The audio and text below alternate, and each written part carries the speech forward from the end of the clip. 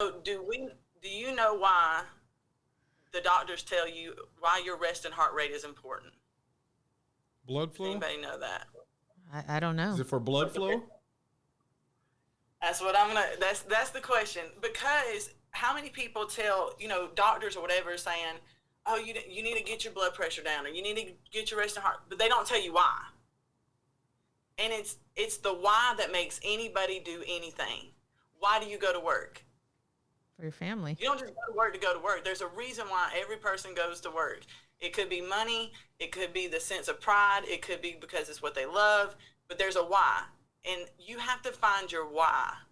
You have to find, why do you want to be healthy? Why do you want to continue to live? And I don't want you to tell me, I don't have a reason. Yes, you do.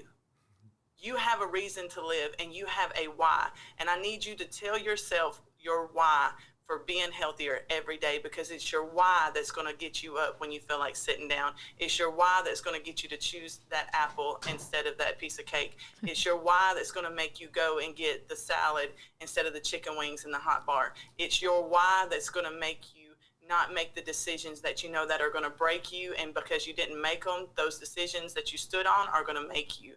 So the whys are what are important. So my thing is, why do we need to have resting heart rate? Why is that important? So what I asked the question the other day on my channel about how many miles has truck drivers, what's the highest mileage they've ever seen on a truck? So what would you say a guaranteed mileage for an average diesel truck would be? 650,000. So there's a warranty. Like most companies, if you go buy a brand new truck, they're like, we're going to warranty this truck for such and such time. Your heart came with the warranty of so many beats in a lifetime. So so let's say 75. So we're going to this is not the exact number because there's a lot of beats that our hearts beat, but let's say 1 million. Your heart was built to build 1 million miles. The warranty is 1 million beats. Well, if you have a high resting heart rate, you are using up beats from that number. It's taken away. It's taken away. So if you have what your heart rate was designed to be per minute, which is around 60 beats per minute, is what a healthy heart rate. It's not overworking. It's not underworking. It's the perfect. That will lead you out, if you do the math, to about 75 years of a life expectancy. Well, if your resting heart rate's in the 90s, you're taking years off your life every minute that heart beats over that.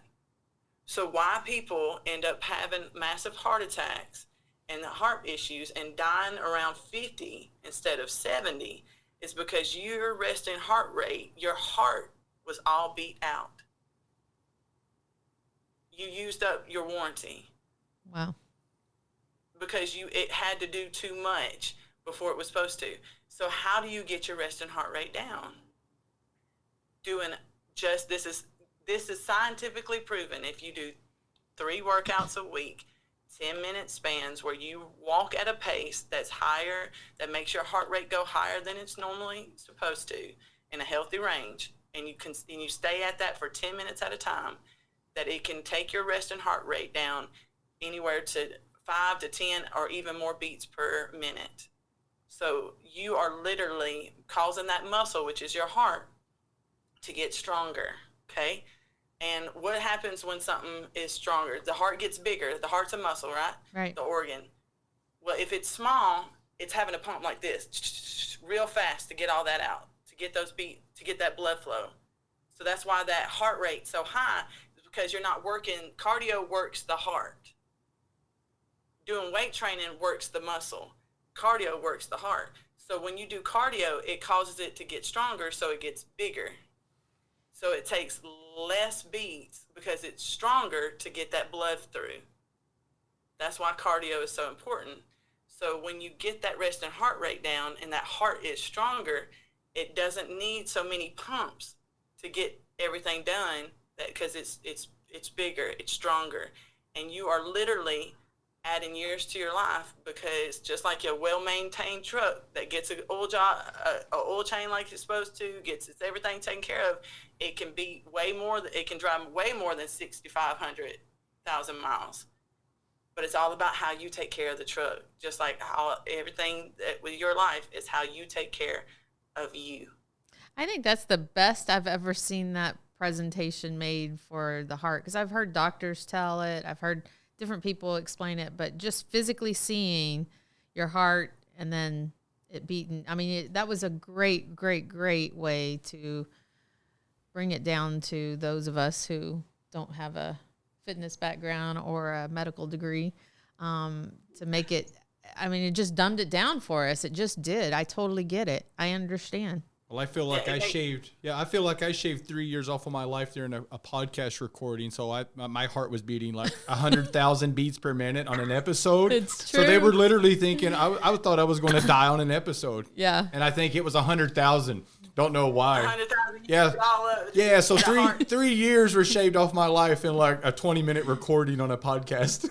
But he's in luck. So we're giving it back. We're talking, you must have been your first one. Were you nervous? Was it the first podcast? No, it wasn't. I don't know why. I think it was it was some kind of protein drink that I had that had like creatine in it, and I said never again. Yeah. Yeah. You got to be careful what we put in our bodies. That's for sure. Oh. Yeah. And I wanted to throw one thing. This little thing on my wrist right here is a Fitbit, and to me, I got that right there, and I set it for 20,000 steps a day.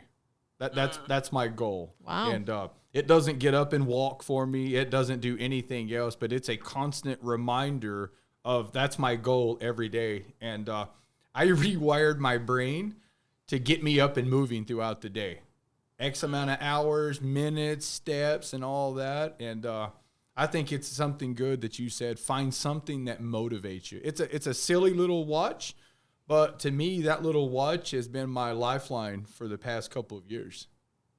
It makes a difference. I mean, everything we do makes a difference, and there's nothing wrong with finding ways to help remind you why you need to take a break. I mean, they incorporated the things, and I know a lot of people don't like the e-log. I trust me, I know that whole, but there's a purpose behind it.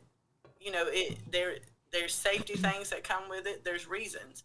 And the same thing with the Fitbits or the Apple Watches, or putting it on your phone, because your phone can track it too. What you track, you take care of. What you pay attention to makes a difference. That's true. We have to we have to start tracking ourselves.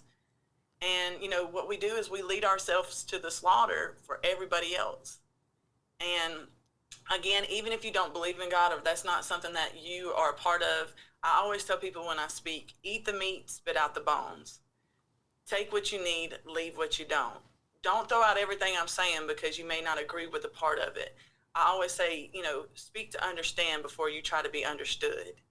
So I want to make sure that you know, I'm going to talk about God for a second, but even if you don't believe in him, you can believe in the principles because they're backed up with science. But it says, love your God with all your heart, all your soul, all your mind, and your strength. And then love your neighbor as you love yourself. But what most people do is they love everybody else. And they don't love self. Because for some reason, we've been told that we're not supposed to love ourselves, that we're not supposed to take care of ourselves, that us doing our job is making sure that everybody else is okay.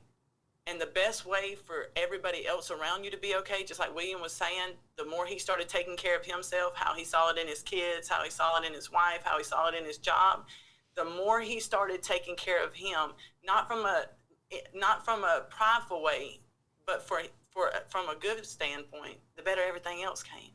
Yeah. The better everything else around him got. So the more you learn to love you, the better you're going to be able to love others.